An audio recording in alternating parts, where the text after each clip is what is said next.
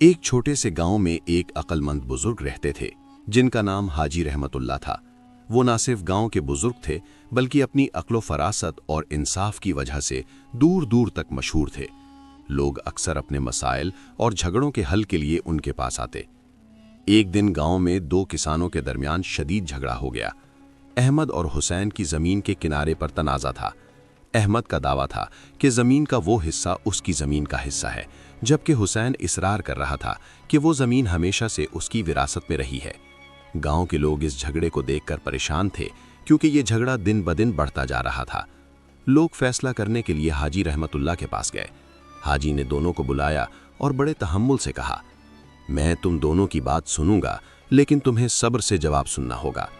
احمد نے اپنی زمین کی دستاویزات دکھائیں اور حسین نے بھی پرانے نقشہ جات پیش کیے۔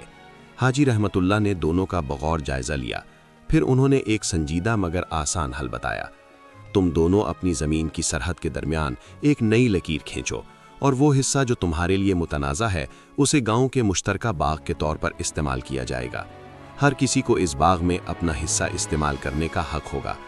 دونوں کسان پہلے تو حیران رہ گئے، لیکن حاجی رحمت اللہ کی عقل مندی اور انصاف پر یقین رکھتے ہوئے انہوں نے رضامندی سے اس حل کو قبول کر لیا۔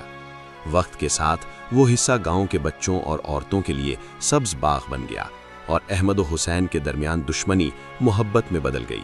اگلی کہانی سننے کے لیے ہمارے چینل کو لازمی سبسکرائب کریں۔